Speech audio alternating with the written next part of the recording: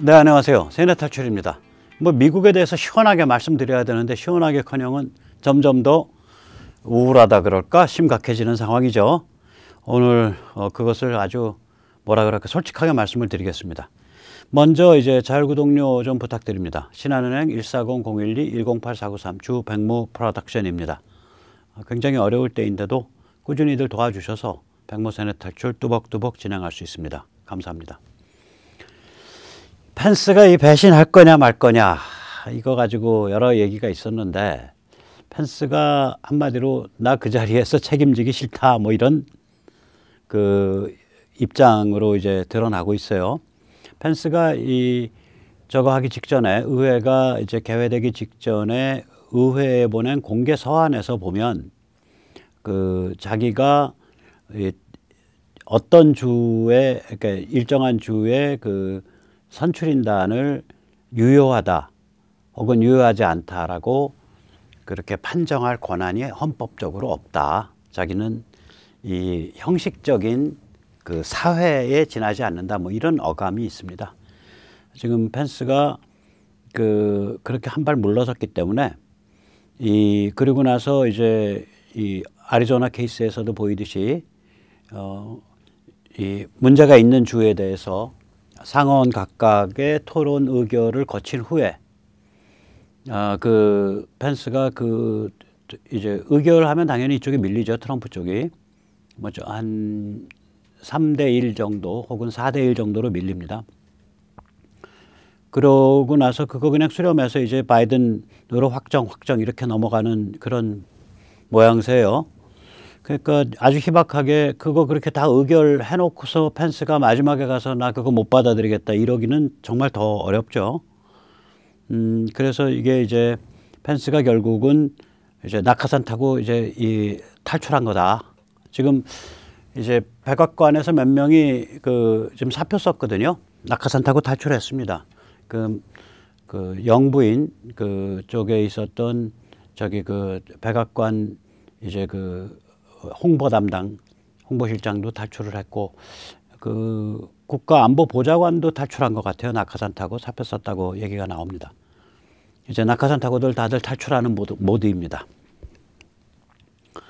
자, 그래서 이제 우리가 참으로 이제 심각한 상황이죠.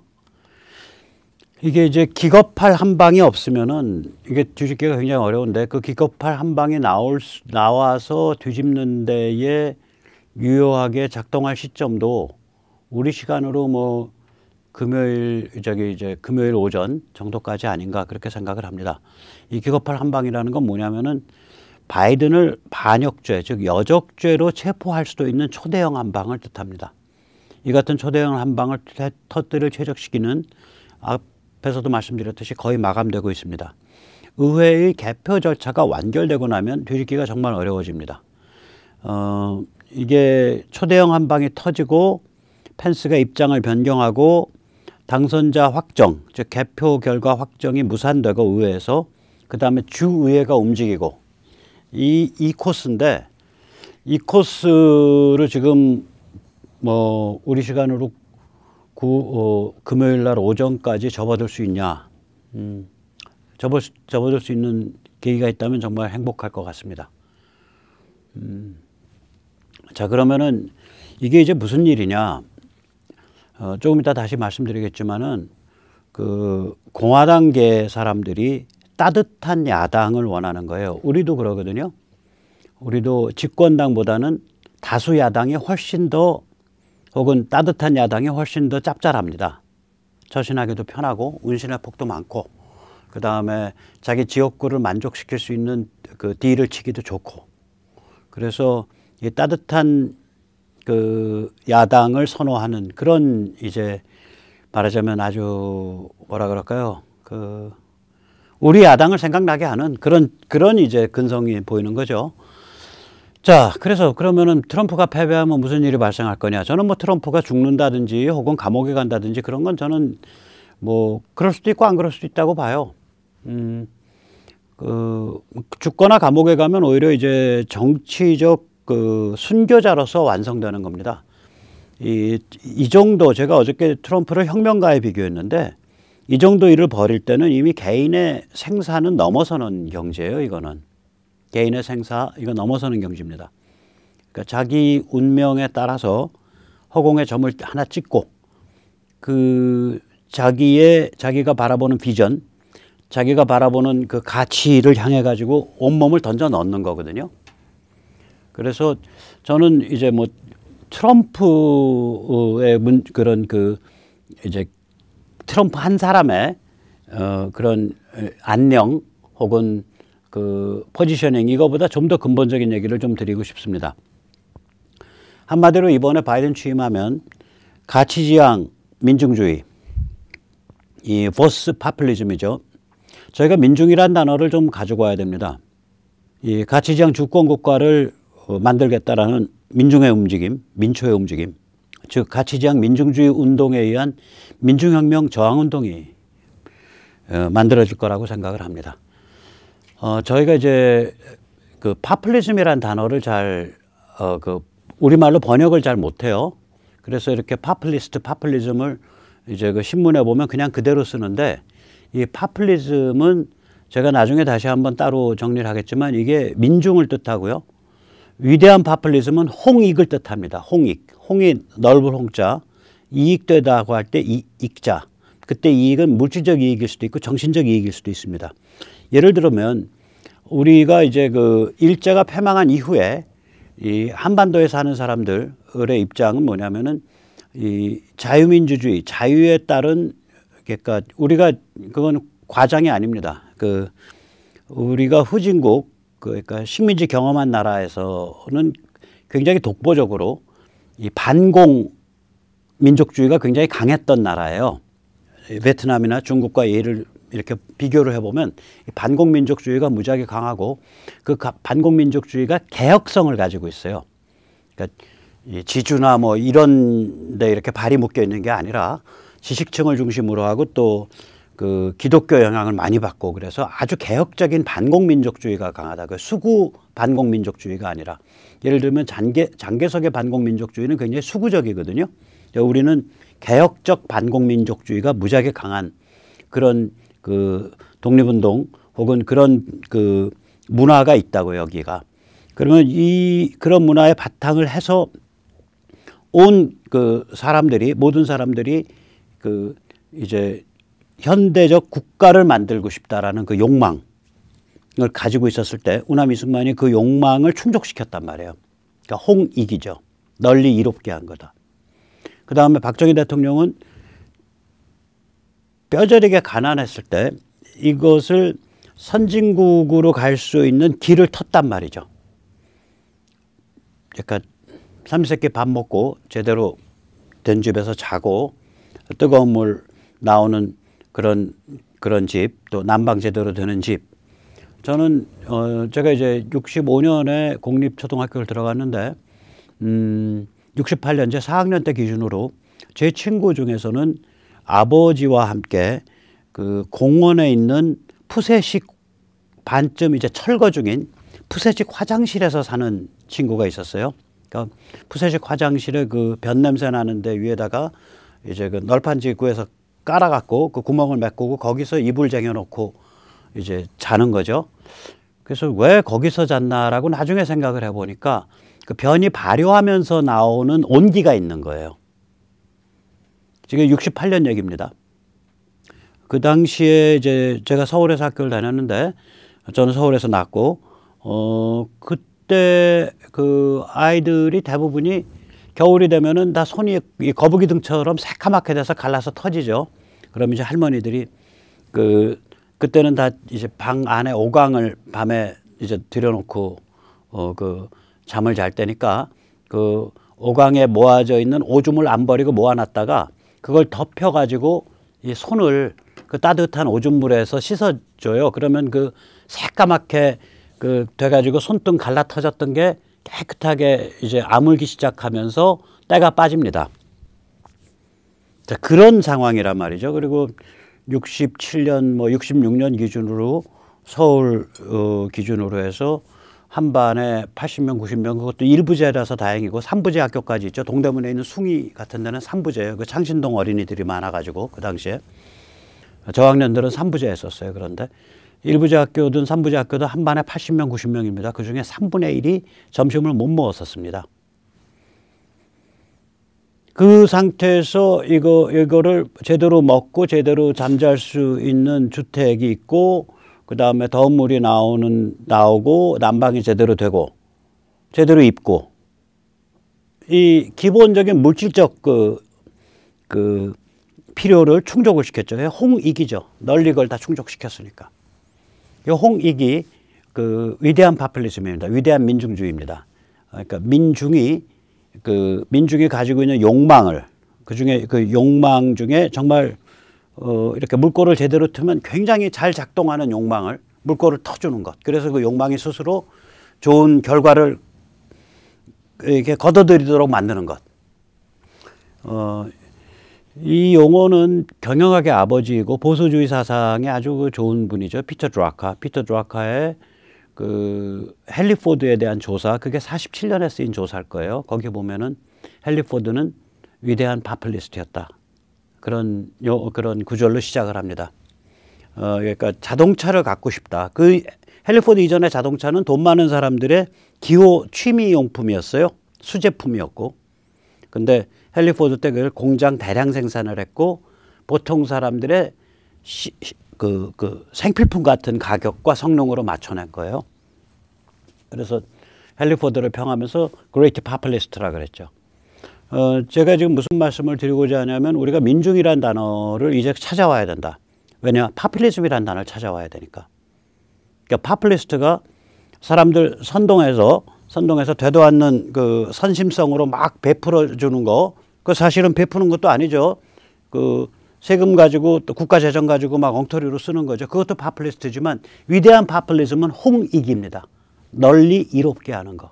뭘 이롭게 하냐? 사람들을, 민중을. 그래서 이게 이제 가치지향 민중주의인데요. 보스 파퓰리즘인데요. Value Oriented Sovereign State. 이것이 굉장히 강화되면서 민중혁명 성향으로 나갈 거다. 그때 뭐 혁명이라는 건 무슨 뭐 폭동, 봉기 이런 차원의 문제가 아니라 그냥 쭉 밀고 들어가는 혁명을 뜻해요. 왜 그렇게 보냐?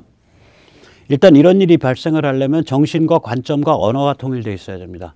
우리 우파나 우리 이제 그 보수의 문제가 뭐냐면, 그 정치 사상적 혹은 역사 해석에 있어서의 그 언어나 관점이 제각기 다 달라요. 보수라고 하는데 어떤 사람들은 거의 환빠거든요.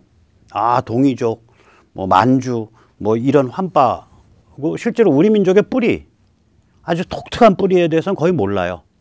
우리 민족의 독특한 뿌리를 알려면은 그러니까 빙하기 말에 아주 극심하게 추워지던 시기가 있습니다. 그걸 최근 극빙기, Last Glacial Maximum, LGM이라고 부르는데요. 그게 25,000년 전에서 한 11,000년 전까지, 12,000년 전까지 이어집니다. 중간에 물론 짧게 그 따뜻한 시기가 한 1,000년 있죠. 영드라이아스인가 뭐 그런 시기가 있는데, 그거 무시하면 한 13,000~14,000년 이어지는데, 그때에 한반도에 들어온 사람들이 아마 우리 민족의 기본 뿌리일 겁니다. 그리고 여기에 그 독특한 인문주의적 환경 속에서 우리가 이렇게 항아리 속에서 계속 다른 데서 들어온 사람들이 그 쌓여가지고 축적된 민족이거든요. 그러면은 이런 것들은 거의 관심이 없어요. 관심이 없어요. 무슨 뭐 홍산에 있는 뭐 그 유적, 8,000년 전 유적 보고 저게 우리 민족의 뿌리라는데, 홍산 유적의 기본 베이스는 뭐냐면 건조한 지역의 본밀 본뿌리입니다. 건조 지역의 본밀 본뿌리는 우리 쪽으로 씨앗을 갖고 들어오면 굶어 죽어요. 저기 어디죠? 우리가 장마 때 3개월 동안 한 900mm 비가 내리기 때문에 뿌리가 다 썩습니다. 즉 다시 말하자면 이렇게 완전히 그 역사를 보는 관점, 또 그 언어 이런 것들, 또 기본 개념, 기본 관점 이런 것들이 전부 우리 이른바 우파, 이른바 보수라고 하는 그 진영 안에서 전혀 그 조율돼 있질 않아요. 그럼 힘이 안 모아지죠. 개랑 고양이 만난 거랑 똑같거든요. 개는 좀 사귀어보자는 의미에서 꼬리를 흔드는데, 고양이한테는 그게 싸우자는 의미가 되니까. 그래서 근데 이제 지금 미국은 뭐냐면은 이 트럼프를 지지하는 세력을 중심으로 해서 가치지향 민중주의, 그 포스트파퓰리즘의 세계관이 생겼고, 이러한 관점에서 상대방 적을 친중 글로벌리즘으로 규정하는 그런 세계관이 생겼다고요. 이게 폼페오가 그런 말 하잖아요.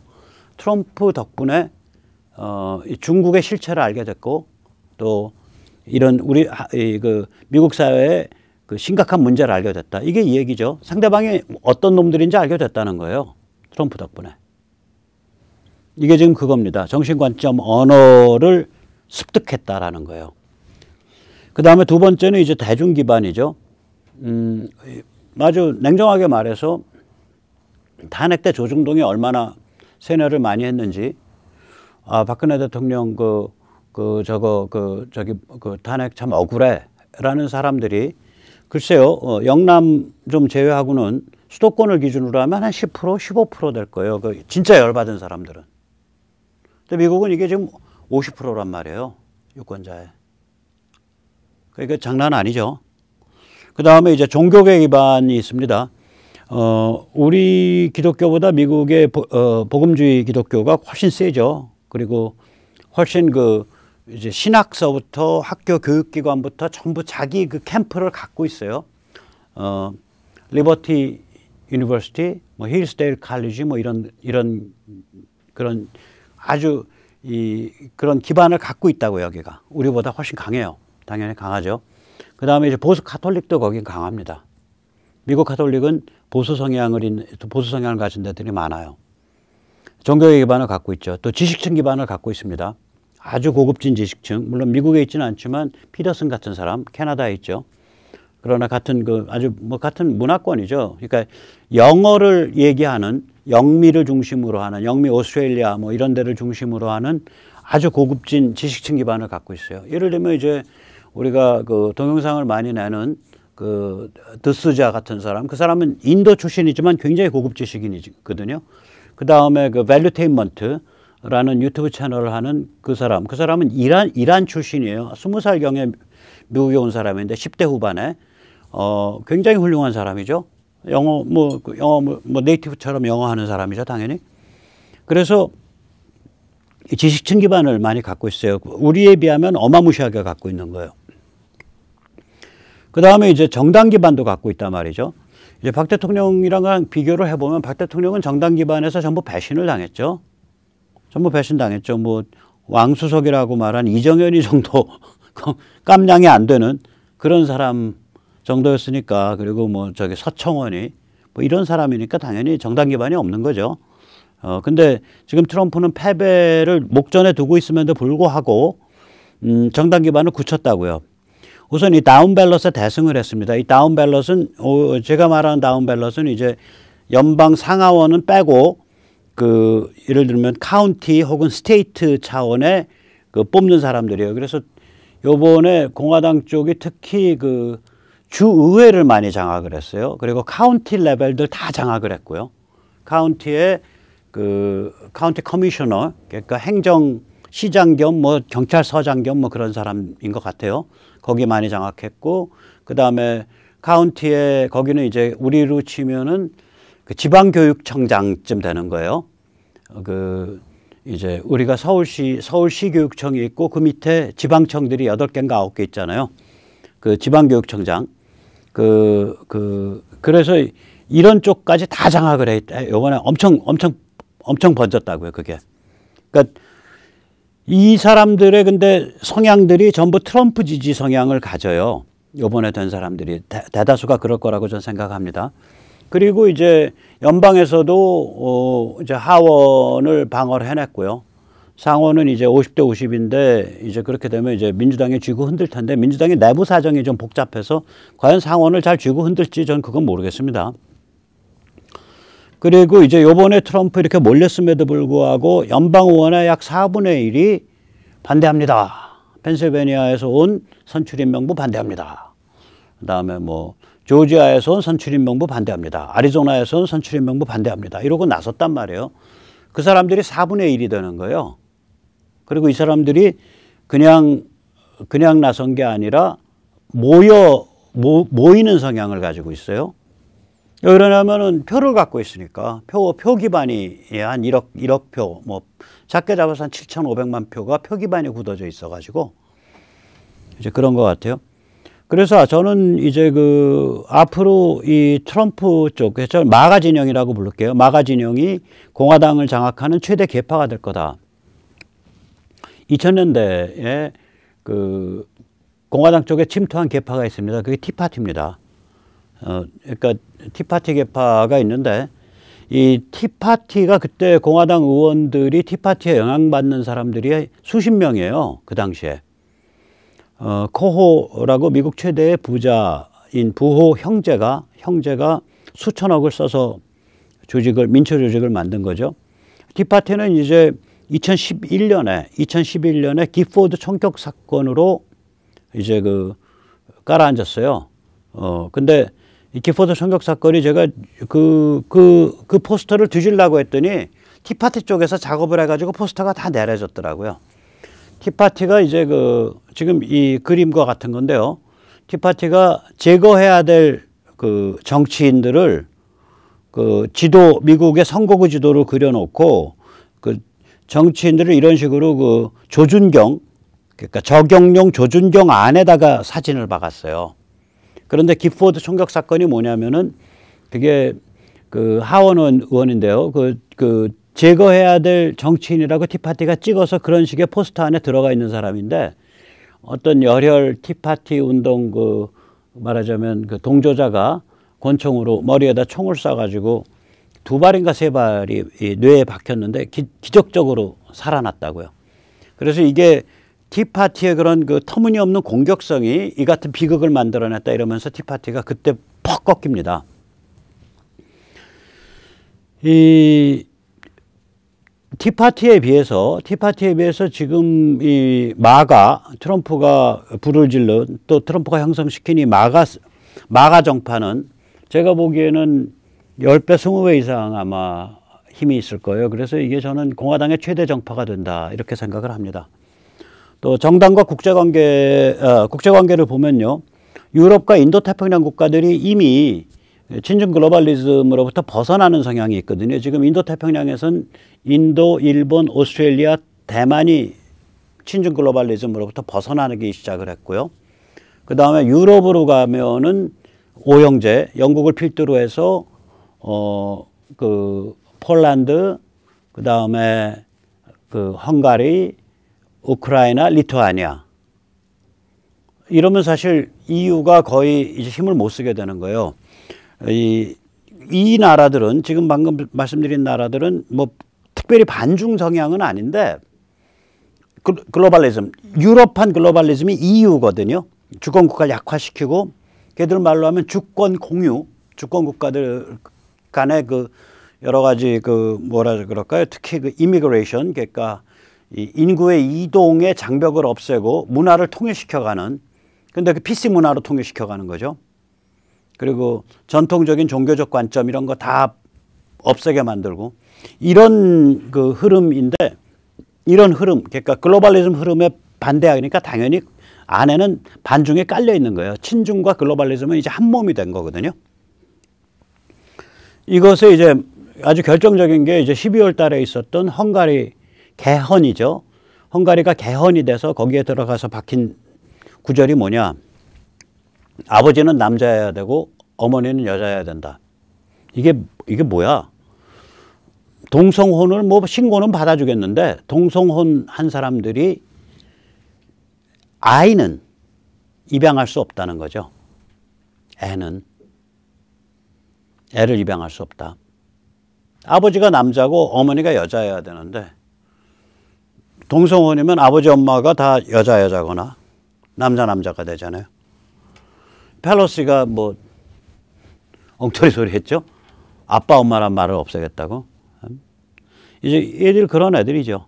그래서 이 국제적 정서도 이 가치지향 민중주의, 미국의 가치지향 민중주의, 마가가 뭐 그렇게 많이 고립되어 있는 상황이 아닙니다. 그 다음에 이제 반중 정서 굉장히 강해졌고요, 미국 안에서. 그래서 이런 기반들을 갖고 있기 때문에 이 가치지향 민중주의가 이게 하나의 혁명적 저항운동으로서 자리매김하게 될 거다. 이제 그거는 벌써 지금 자 이렇게 사람이 모였어요. 워싱턴에서 비행기표도 끊었고 호텔도 끊었고 그 다음에 뭐 여러 가지 그 방해 공작이 많았음에도 불구하고 사람들이 이 정도 모였는데 하루에 3,000명씩 죽어나가고 있습니다. 미국 지금 코로나로. 그런데 이렇게 모였어요. 자, 코로나 극복됐을 때, 날씨 좋아졌을 때 이거보다 최대 10배 모이죠. 이거보다 최대 10배 모입니다. 20배도 모이고. 또 워싱턴 DC뿐만이 아니라 전국 주요 도시에서 모인다는 소리예요. 그러면 이 모임을 추진하고 움직이는 그런 조직들이 있는데 이런 조직들이 트럼프라는 아이콘을 내세워서 상당히 그 입장을 트럼프가 이미 정책적으로 다 밝혔기 때문에 반중, 가치지향성 이걸 밝혔기 때문에 친중 글로벌리즘 대 가치지향 민중주의라는 컨셉으로 딱 자기를 무장한 그래서 서로 간에 연결이 가능한 이게 이미 일반적 보수가 아니라 민중주의란 말이에요. 그러니까 여기에 뭐 프라우드 보이즈도 들어오고 그 자경단 그 다음에 밀리샤 민간 밀리샤 사설 밀리샤죠. 미국은 밀리샤가 두 종류입니다. 그러니까 공설 밀리샤가 있고 사설 밀리샤가 있어요. 사설은 자기들끼리 임의단체로 모인 거고요. 공설은 뭐냐면은 그러니까 주방위군 그거는 주정부에서 돈을 줍니다. 그것도 밀리샤라 그럽니다. 그래서 밀리샤 민병대라 그랬을 때 이게 지금 사설 민병대 얘기하는 거야, 공설 민병대 얘기하는 거야. 우리 언론을 보면 그걸 구별 안 해요. 그거 잘 봐야 됩니다. 그러니까 주방위군을 얘기하는 거지. 그것도 미국에서 밀리샤라 그럽니다. 프라우드 보이즈도 밀리샤라 그래요. 프라우드 보이즈는 사설이죠. 이제 이런 그 원래는 프라우드 보이즈 같은 데는 정통으로 저거가 아니에요. 정통 보수 아니에요. 또 프라우드 보이즈 그 집회 보면은 갑자기 영국에서 들어온 동성애자 남자인데 이 저기 친중 글로벌리즘을 어마무시하게 비판하고 PC를 어마무시하게 비판하는 그런 사람이 아주 제가 한번 세뇌 탈출에서 소개했었죠. 그런 사람이 연설을 한다고요. 그다음에 요번에 이제 마가 랠리에 그 마가송 부른 사람이 동성애 가수죠. 또 그 송을 처음에 그렇게 하도록 띄운 사람 그 스트라다인가 뭔가 그 친구도 동성애자죠. 그러니까 이게 민중주의가 돼가지고 이 품이 넓어지는 거예요. 품이 넓어지는 겁니다. 그래서 저는 이게 결코 이렇게 그러니까 바이든이 다 이겼고 이제 이쪽 다 망했다 이거 아니라고 본다니까요. 이게 지금 시작이에요, 지금. 그러면 이제 우리가 정당에서 좀 더 냉정하게 보면 공화당은 이제 당내 투쟁이 노선에 따라서 아주 심해질 거라고 봐요. 그리고 이건 건강한 투쟁입니다. 여기서 이제 이 투쟁에서 마가가 전 승리할 거라고 보는데 대개 한 세 흐름입니다. 하나는 노골적 반트럼프입니다. 이게 링컨 프로젝트라고 트럼프 낙선운동 요번에 한 공화당입니다. 롬니, 미트 롬니 이런 사람들이고요. 그 다음에 이제 트럼프 없는 트럼프주의. 이게 린지 그레엄 같이 혓바닥에 둘로 갈라져서 아 나는 트럼프 지원해요. 트럼프나 부정선거 캠페인 할 때 내가 50만 달러나 쾌척했어요. 뭐 이렇게 막 한쪽 혓바닥으로는 한쪽 갈래로는 그렇게 말하고 다른 한쪽 갈래로는 아 그거 되지 않는 일이에요. 이제 우리가 이제 과거를 넘어서야 됩니다. 이렇게 말하고 이게 트럼프 없는 트럼프주의죠. 나 트럼프 노선 자체는 찬성하는데 트럼프가 이제 떠나야 된다. 고생한 당신 이제는 가실 때입니다. 이거다. 이런 거죠. 요번에 이제 지금 이 공화당이 별로 그렇게 저항을 안 하고 이제 바이든의 그 승리를 공화당 이제 상하원 의원들이 결국은 받아들이는 과정에서 이제 이제 그 하원 당선자 중에는 한 절반 정도 이상이 그걸 받아들인 거고요. 상원에서는 거기도 절반 좀 더 되죠. 거기는 절반이 좀 더 될 겁니다. 그렇게 받아들인 건데 공화당 중에서 이게 이제 이 사람들이 무슨 생각인 거냐면은 결국 이 노골적 반트럼프와 그 다음에 트럼프 없는 트럼프주의를 주장하는 이 두 개의 노선이 힘을 합쳐서 궁뎅이 따뜻한 야당을 선택한 겁니다. 트럼프 같은 그 굉장히 카리스마틱한 지도자의 주문을 받아서 그 주문대로 법을 통과시켜야 되는 그런 빡빡한 의원 생활보다는 비판만 하면 되잖아요. 비판만.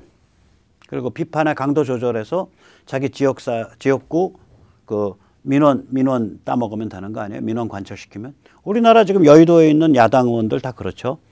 뭐 이쪽 저쪽이든 저쪽도 야당할 때 그 짓 하는 거예요.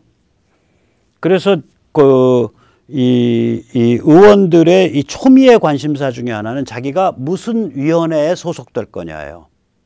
여러분 위원회가 어디냐에 따라서 자기가 지역구에서 관철시킬 수 있는 민원이 달라지거든요. 그래서 의원들의 그러니까 그런 의원들의 비즈니스 하려면 제일 좋은 거는 야당 하는 겁니다. 공당이 따뜻한 야당. 이걸 선택하고 있는 거죠.